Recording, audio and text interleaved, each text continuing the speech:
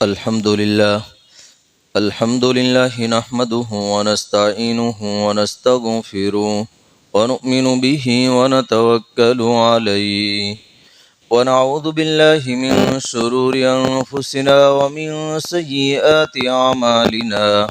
من يهده الله فلا مضل له ومن يضلله فلا هادي له ونشهد أن لا إله إلا الله وحده لا شريك له ونشهد أن سيدنا وسندنا وشفيعنا ومولانا محمدا عبده ورسوله صلى الله تعالى عليه وعلى آله وصحابه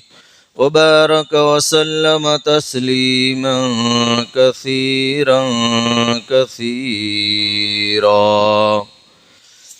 أما بعد قال الله تبارك وتعالى في الكلام المجيد والفرقان الحميد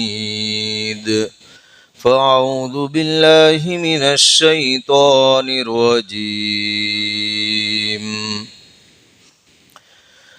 يا أيها الذين آمنوا اتقوا الله ولتنظر نفس ما قدمت لغد واتقوا الله إن الله خبير بما تعملون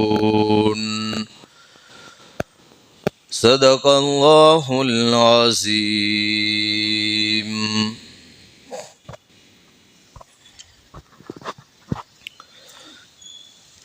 میرے بھائیوں، دوستوں اور بزرگوں، گزشتہ جمعہ میں آپ حضرات کے سامنے یہ بات عرض کی گئی کہ آنے والے نئے سال میں ہم اپنی زندگی کا محاسبہ کریں، حساب کریں۔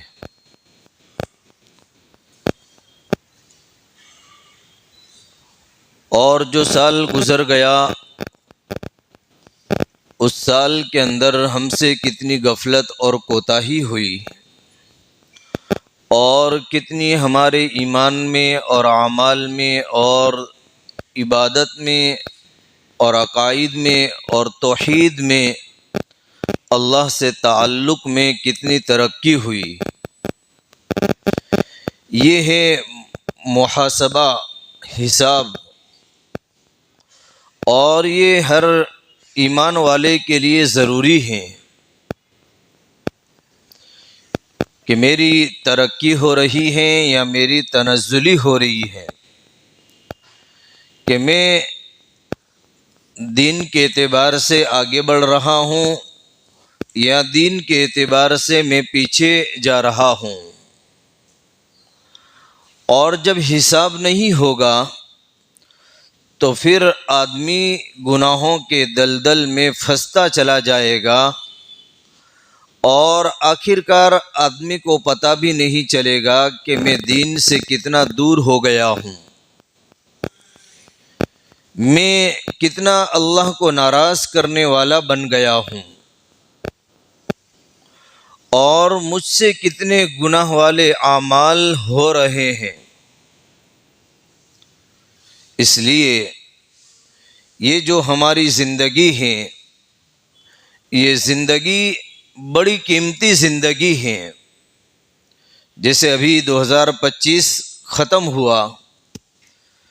ایسے ایک وقت آئے گا کہ ہماری زندگی کے سارے لمحات ختم ہو جائیں گے۔ ہم دنیا میں رہنے والے نہیں ہیں، ہر ایک کو دنیا سے جانا ہے۔ اس لیے ہر وقت فکر آخرت، اپنی آخرت کی فکر، اور دنیا میں اتنا اپنے آپ کو مشغول نہ کرے کہ ہم اپنی آخرت کو بھول جائیں۔ دنیا کے اندر کمانے کے چکر میں، کھیتی کے چکر میں اور جائیداد بنانے کے چکروں میں، مکانوں کے چکروں میں اور بینک بیلنس بڑھانے کے چکروں میں اتنا اپنے آپ کو دنیا کے اندر مشغول نہ کر دیں کہ ہم اپنی موت کو اور اپنی آخرت کو بھول جائیں۔ اور آج دنیا میں بزرگوں یہی ہو رہا ہے کہ صبح سے لے کر کے شام تک اور شام سے لے کر کے صبح تک یہی چکر ہے کہ میری دنیا بہتر سے بہتر بن جائے اور میں اعلیٰ قسم کا مالدار بن جاؤں اور سب سے زیادہ پراپرٹی میری ہو، سب سے زیادہ زمین میری ہو اور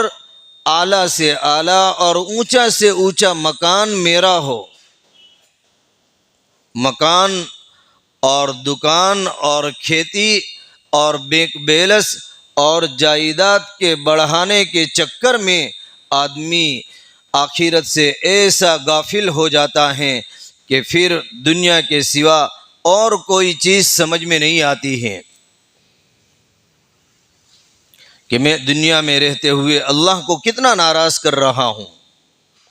اور کتنا میں اپنے حبیب صلی اللہ علیہ وسلم کے طریقوں کو چھوڑ رہا ہوں۔ دنیا میں پھنستا چلا جاتا ہے اور جتنا مال بڑھتا چلا جاتا ہے اتنا ہی زیادہ دنیا میں پھنستا چلا جاتا ہے اور اتنا ہی زیادہ مسجد سے دوری ہوتی چلی جاتی ہے، دین سے دوری ہوتی چلی جاتی ہے اور اتنا ہی زیادہ اللہ کے ناراض کرنے والے اعمال کرنے لگتا ہے، الا ماشاء اللہ جس کو اللہ توفیق دے، ورنہ اکثر و بیشتر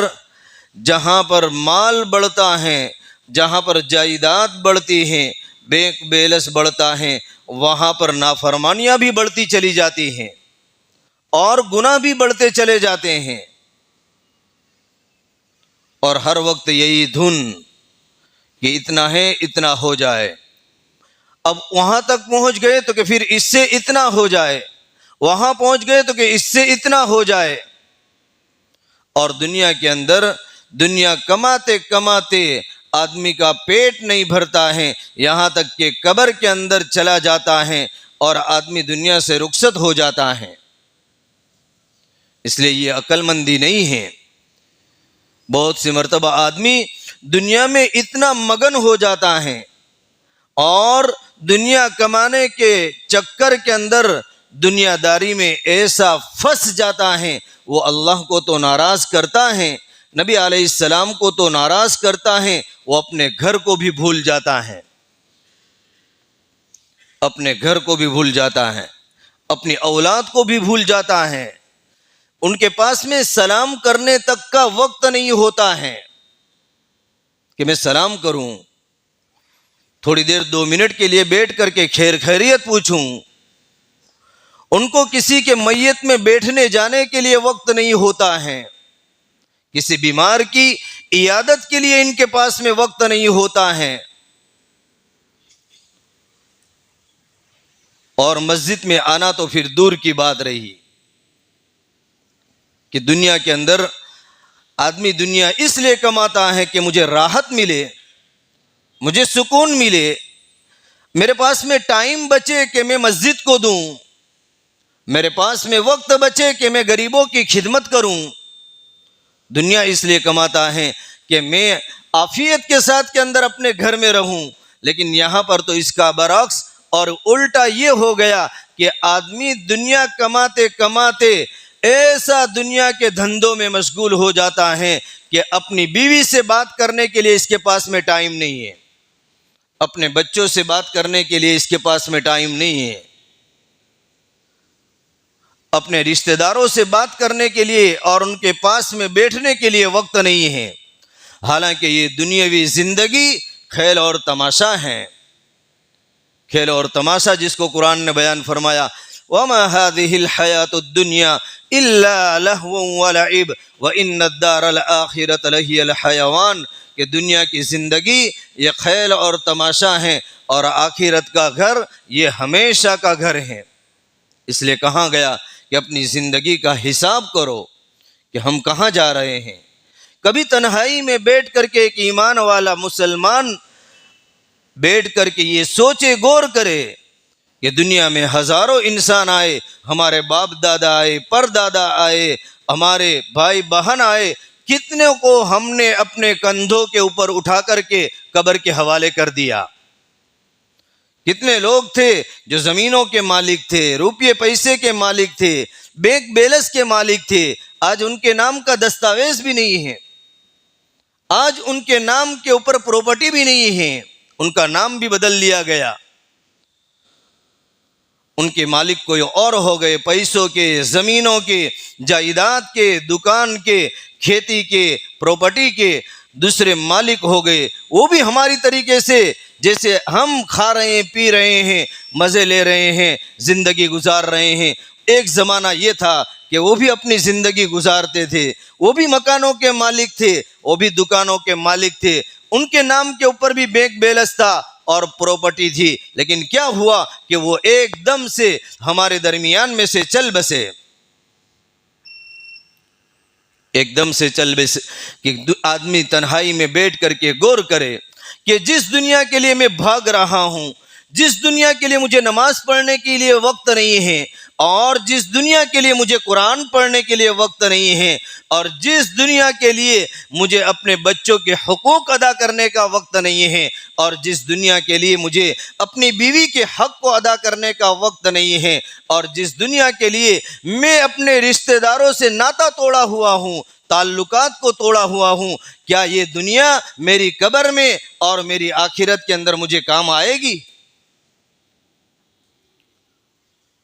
کہ یہ دنیا مجھے کام آئے گی؟ ہرگز ہرگز کام نہیں آئے گی۔ یہ سب وقتی طور پر ہم نفع اٹھا رہے ہیں۔ دنیا میں چوکیدار بن کر کے ہم اپنے مکان کی چوکیداری کر رہے ہیں، اپنی کھیتی کی چوکیداری کر رہے ہیں، اپنی دکان کی چوکیداری کر رہے ہیں۔ ایک وقت یہ آئے گا کہ دوسرے ان کے چوکیدار بن جائیں گے، دوسرے چوکیدار بن جائیں گے۔ اس لیے قرآن نے فرمایا زُيِّنَ لِلنَّاسِ حُبُّ الشَّهَوَاتِ مِنَ النِّسَاءِ وَالْبَنِينَ وَالْقَنَاطِيرِ الْمُقَنطَرَةِ مِنَ الذَّهَبِ وَالْفِضَّةِ وَالْخَيْلِ الْمُسَوَّمَةِ وَالْأَنْعَامِ وَالْحَرْثِ ذَلِكَ مَتَاعُ الْحَيَاةِ الدُّنْيَا، کہ یہ شہوتوں کی محبت، زُيِّنَ لِلنَّاسِ حُبُّ الشَّهَوَاتِ مِنَ النِّسَاءِ اور عورتوں کی محبت، والبنین اور اپنی اولادوں کی محبت، اور سونے اور چاندی کی محبت، والقناطیر المقنطرہ من الذهب والفضہ اپنے خزانوں کی محبت، اور اپنے جانوروں کی محبت، یہاں تک کہ نشان لگائے ہوئے جانوروں کی، گھوڑوں کی محبت۔ یہ ساری محبتیں دنیاوی زندگی کے اندر ایک نفع اور تھوڑا سا فائدہ اٹھانے کے لیے ہیں۔ ذالک متاع الحیات الدنیا، تھوڑا سا نفع اٹھانے کے لیے ہیں۔ اس لیے کہا گیا اپنی زندگی کے بارے میں سوچے، حساب کرے کہ ہم نے کیا کمایا اور کیا کھویا۔ ایسے سال گزرتے چلے جائیں گے، اور ہفتے گزرتے چلے جائیں گے، دن گزرتے چلے جائیں گے، گھنٹے گزرتے چلے جائیں گے۔ 2022 میں سے 23 ہو جائے گا، 24 اور 25 ہو جائے گا، 26 بھی آ گیا اور وہ بھی ختم ہو جائے گا۔ زمانہ تیز رفتاری کے ساتھ کے اندر گزرتا چلا جائے گا، لیکن ہم نے اپنے نامہ اعمال کے اندر کیا جمع کیا؟ اپنی آخرت کے لیے کیا بیک اور بیلنس کو جمع کیا؟ کیا بیک اور بیلنس کو جمع کیا؟ کہ زمانہ تیزی سے جا رہا ہے، اور قیامت کے قریب اور بھی زیادہ زمانہ تیزی کے ساتھ جائے گا۔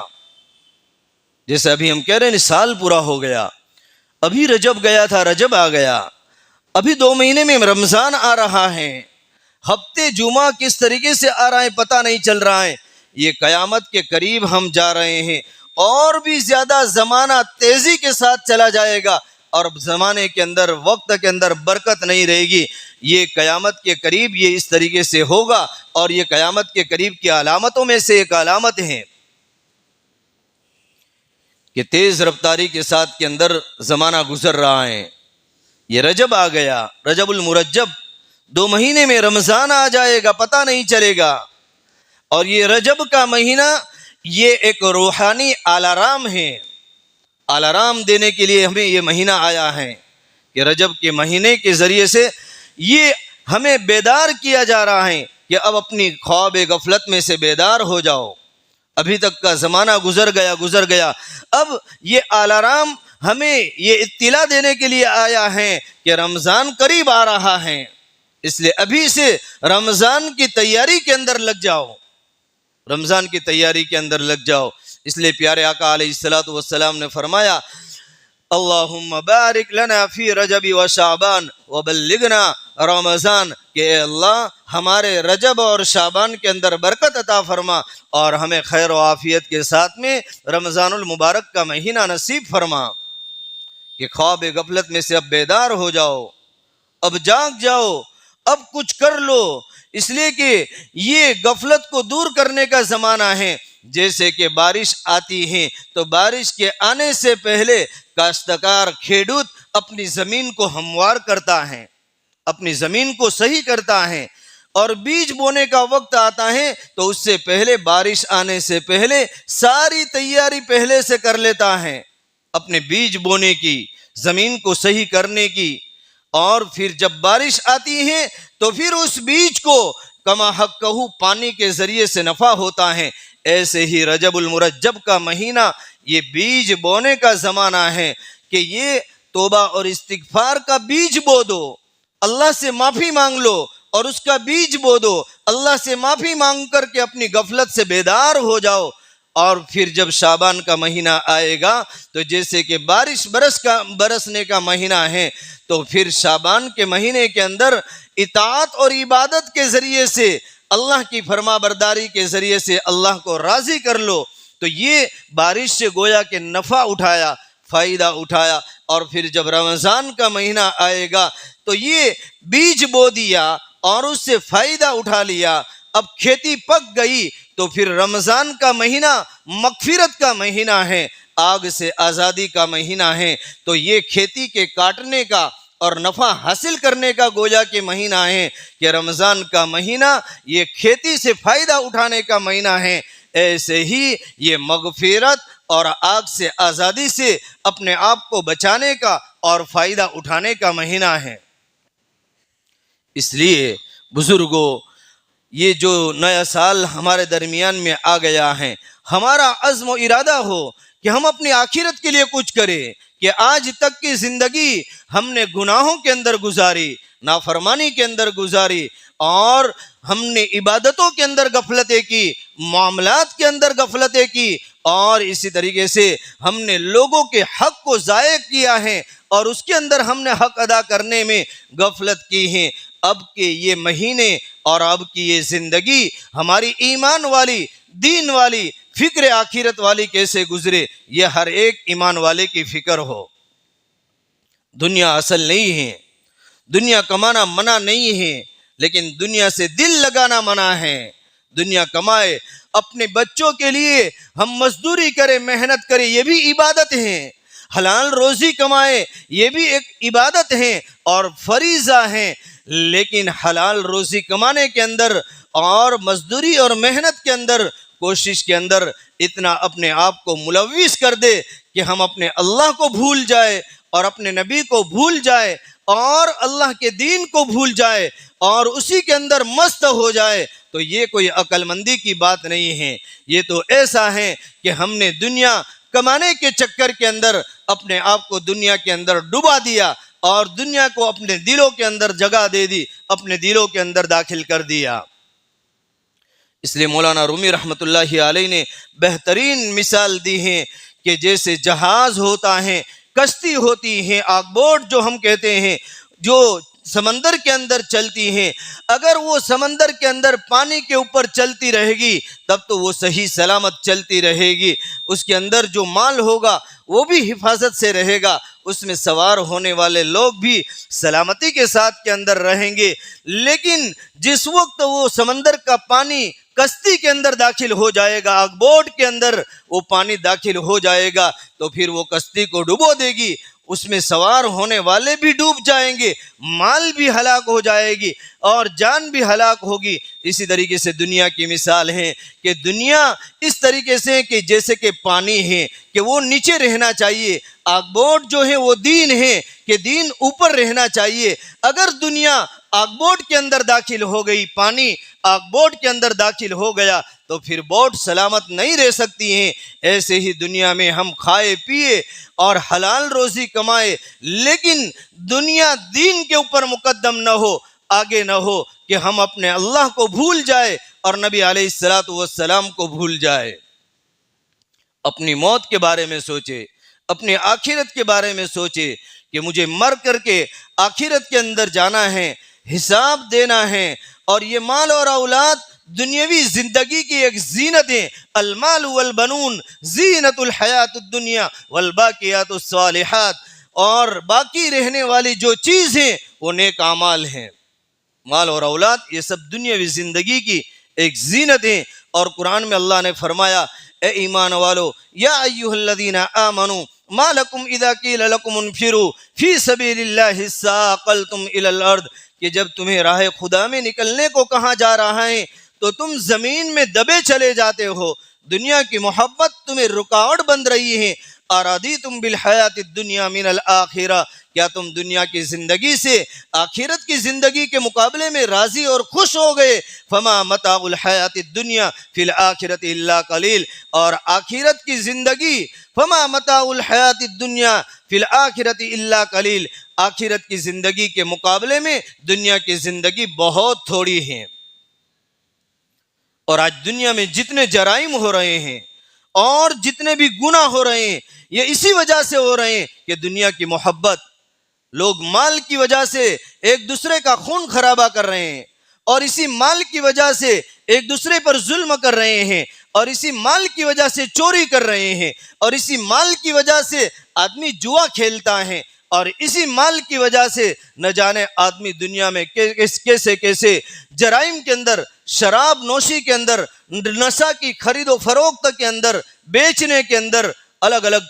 قسم کے گناہوں کے اندر آدمی ملوث ہو جاتا ہے۔ کیا بات ہوئی تو کہ دنیا کی محبت، اور دنیا میں آج جتنا بھی فتنہ فساد ہیں اور جتنے بھی لڑائی جھگڑے ہیں اور دنیا میں جتنے بھی حالات ہیں، اگر ان تمام چیزوں کے پیچھے اگر دیکھا جائے کہ کیا چیز کا دخل ہے، کون سی چیز ہے، تو دو چیز ہیں، ایک تو یہ کہ دولت اور دوسرا ہے عورت۔